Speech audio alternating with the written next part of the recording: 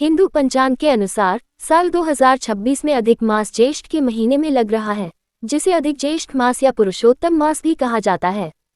यह महीना भगवान विष्णु की भक्ति के लिए समर्पित होता है। इसकी तारीखें और नियम इस प्रकार हैं। अधिक मास 2026 की तारीखें। यह महीना 17 मई 2026 रविवार से शुरू होगा और 15 जून 2026 सोमवार को समाप्त होगा।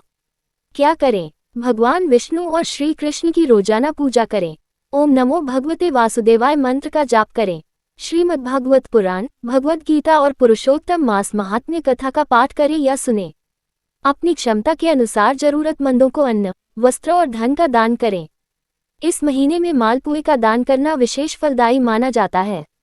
शाम के समय तुलसी जी के पास या मंदिर में घी का दीपक जलाएं। भोजन को सात्विक रखें और यदि संभव हो तो एक समय ही भोजन करें। क्या न करें? विवाह, सगाई, मुंडन, जनेऊ और गृह प्रवेश जैसे सभी मांगलिक और शुभ कार्य इस महीने में न करें। कोई नया बिजनेस या नया काम शुरू करने से बचें। नया घर, जमीन, गाड़ी या बहुत कीमती आभूषण खरीदने जैसे बड़े निवेश इस अवधि में टाल दें। तामसिक भोजन जैसे लहसुन, प्याज, मांस, मदिरा और नशीली चीजों का सेवन बिल्कुल न करें। किसी के साथ विवाद करने, झूठ बोलने या किसी की बुराई करने से बचें। सीधे शब्दों में कहें तो ये समय नए सांसारिक कामों को रोकने और पूरी तरह से भगवान की भक्ति और दान पुण्य में मन लगाने का है। पुरुषोत्तम मास को मनाने के पीछे एक बेहद रोचक पौराणिक कथा है। इसे मलमास क्यों कहा जाता था और फिर इसका नाम पुरुषोत्तम मास कैसे पड़ा, आइए इसे विस्तार से समझते हैं। अधिक मास क्यों मनाते हैं और इसकी कथा। पौराणिक कथा के अनुसार जब सूर्य और चंद्र वर्ष के तालमेल को बिठाने के लिए इस अतिरिक्त महीने अधिक मास का निर्माण हुआ तो इसमें सूर्य संक्रांति नहीं होती थी। इस वजह से इसे बेहद अपवित्र और मलमास, मलों का महीना कहा जाने लगा। सभी देवी देवताओं ने इस महीने का स्वामी बनने से इनकार कर दिया क्योंकि इसमें कोई शुभ कार्य नहीं होते थे।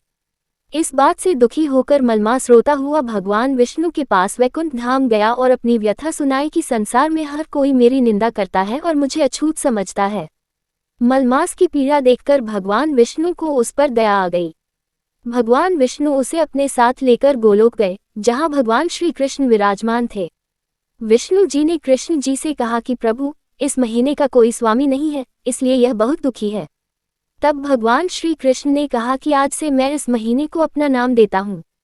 अब से यह महीना पुरुषोत्तम मास के नाम से जाना जाएगा। पुरुषोत्तम भगवान श्री कृष्ण का ही एक नाम है। श्री कृष्ण ने वरदान दिया कि जो भी इस महीने में मेरी भक्ति, पूजा और दान पुण्य करेगा, उसे बाकी महीनों की तुलना में कई गुना अधिक फल मिलेगा। इस प्रकार इस महीने को सम्मान दिलाने और इंसानों को भक्ति का एक विशेष अवसर देने के लिए पुरुषोत्तम मास मनाया जाता है। एक अन्य कथा हिरण्यकश्यप से भी जुड़ी है। हिरण्यकश्यप को वरदान था कि वह साल के 12 महीनों में किसी भी महीने में नहीं मरेगा। तब भगवान विष्णु ने नरसिंह अवतार लेकर इसी अधिक मास 13वें महीने में उसका वध किया था, जो न दिन था न रात। कौन से शुभ कार्य कर सकते हैं? अक्सर लोग सोचते हैं कि इस महीने में सब कुछ बंद रहता है, लेकिन ऐसा नहीं है। इस महीने में आप आध्यात्मिक और पुण्य से जुड़े सभी शुभ कार्य कर सकते हैं। 1. विष्णु सहस्रनाम, भगवद गीता और रामायण का पाठ करना सबसे उत्तम शुभ कार्य है। 2. तीर्थ यात्रा पर जाना, पवित्र नदियों में स्नान करना और संतों की संगति करना। 3. नए मंत्रों की दीक्षा लेना या गुरु धारण करना।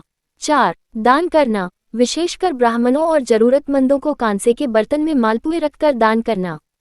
5. पहले से चल रहे किसी काम को जारी रखना, जैसे अगर घर का निर्माण पहले से चल रहा है तो उसे रोकना जरूरी नहीं है। कौन से शुभ कार्य नहीं करने चाहिए? इस महीने में सांसारिक सुख, संपत्ति और नए रिश्तों से जुड़े काम्य कर्म, यानी अपनी किसी भौतिक इच्छा को पूरा करने के लिए किए जाने वाले कार्य वर्जित होते हैं। 1. विवाह, सगाई, द्विरागमन कोना जैसे पारिवारिक संस्कार। 2. नए घर का निर्माण शुरू करना, भूमि पूजन या नए घर में शिफ्ट होना, गृह प्रवेश। 3. बच्चों का मुंडन संस्कार या जनेऊ, उपनयन संस्कार।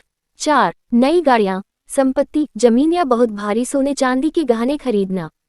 5. नया व्यापार, दुकान या कोई नया व्यावसायिक प्रोजेक्ट शुरू करना। संक्षेप में कहें तो यह महीना भौतिक तरक्की के लिए नहीं, बल्कि मानसिक और आध्यात्मिक तरक्की के लिए रिजर्व रखा गया है। पुरुषोत्तम मास में भगवान विष्णु की कृपा पाने और जीवन के कष्टों को दूर करने के लिए शास्त्रों में विशेष नियम बताए गए हैं। इस महीने में किए गए छोटे छोटे उपाय भी चमत्कारी फल देते हैं। यहाँ स्नान, पूजा, भोग, मंत्र, दान और महा उपायों की संपूर्ण विधि दी गई है। 1. स्नान विधि। सुबह का नियम। सूर्योदय से पहले यानी ब्रह्म मुहूर्त में उठें। नहाने के पानी में थोड़ा सा गंगाजल और कुछ बूंदे कच्चे दूध की मिलाकर स्नान करें। यदि संभव हो तो पवित्र नदी या तालाब में स्नान करें, नहीं तो घर पर ही वरुण देव और गंगा मैया का ध्यान करते हुए स्नान करें। स्नान के बाद तांबे के लोटे में जल, रोली, अक्षत और फूल डालकर सूर्य देव को अर्घ्य दें। 2. पूजा विधि। दैनिक नियम। घर के मंदिर की सफाई करें और पीले रंग के वस्त्र पहनकर पूजा में बैठें। भगवान विष्णु या बाल गोपाल, लड्डू गोपाल की मूर्ति के सामने घी का दीपक जलाएं। भगवान को पीले चंदन का तिलक लगाएं। पीले फूल और तुलसी दल, तुलसी का पत्ता अर्पित करें। ध्यान रहे कि बिना तुलसी के विष्णु जी पूजा स्वीकार नहीं करते। धूप दीप दिखाकर पुरुषोत्तम मास की कथा का पाठ करें या सुने। अंत में विष्णु जी की आरती करें। 3. महामंत्र और जप विधि। इस पूरे महीने में शांत मन से नीचे दिए गए मंत्रों का जप करना चाहिए। जप के लिए तुलसी या चंदन की माला का उपयोग करें। मूल मंत्र ओम नमो भगवते वासुदेवाय। महामंत्र हरे कृष्ण कृष्ण कृष्ण हरे हरे, हरे राम राम राम हरे हरे। विशेष पुरुषोत्तम मंत्र गोवर्धनधर वंदे गोपालम गोपरूपिणम, गोकुलोत्सव मीशान गोविंद गोपिका प्रियम। 4. भोग विधि। क्या अर्पण करें। भगवान विष्णु को पीले रंग की मिठाइयाँ, बेसन के लड्डू या केसरिया खीर का भोग लगाएं। पुरुषोत्तम मास में मालपुए का भोग लगाने का सबसे बड़ा महत्व है। शुद्ध घी में बने मालपुए भगवान को अर्पित करें। भगवान को जो भी भोग लगाएं, उसमें तुलसी का पत्ता जरूर रखें। 5. दान विधि। पुण्य कर्म। इस महीने में किया गया दान अक्षय, कभी नष्ट न होने वाला होता है। मालपुए का दान। कांसे के बर्तन में 33 मालपुए रखकर उस पर दक्षिणा, पैसे रखकर किसी योग्य ब्राह्मण या जरूरतमंद को दान करें। वस्तुओं का दान। अन्न, गेहूं, चावल, पीले वस्त्र, केले, चने की दाल, घी और धार्मिक पुस्तकें जैसे भगवद गीता दान करें। दीपदान। रोज शाम को तुलसी के पौधे के पास, घर के मुख्य द्वार पर और किसी मंदिर में घी का दीपक जलाएं। 6. महा उपाय और टोटके। कष्ट निवारण के लिए, आर्थिक तंगी दूर करने के लिए पूरे महीने रोज सुबह और शाम को विष्णु सहस्रनाम का पाठ करें। शुक्रवार के दिन दक्षिणावर्ती शंख में जल भरकर भगवान विष्णु का अभिषेक करें। इससे माता लक्ष्मी अत्यंत प्रसन्न होती हैं।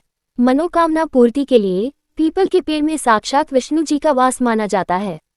पूरे महीने रोज सुबह पीपल के पेड़ पर जल चढ़ाएं और शाम को सरसों के तेल का दीपक जलाकर 7 परिक्रमा करें। घर की सुख शांति के लिए रोज शाम को पूरे घर में कपूर जलाकर दिखाएं और ओम नमो भगवते वासुदेवाय मंत्र का उच्चारण करते हुए तुलसी जी की 9 बार परिक्रमा करें। कर्ज से मुक्ति के लिए इस महीने में किसी भी दिन एक पीले कपड़े में एक नारियल, थोड़े से पीले फूल और एक सिक्का बांधकर भगवान विष्णु के चरणों में रख दे, फिर उसे अपनी तिजोरी में रख लें। इस संपूर्ण विधि का श्रद्धापूर्वक पालन करने से जीवन के सभी पाप मिट जाते हैं और सुख समृद्धि का वास होता है।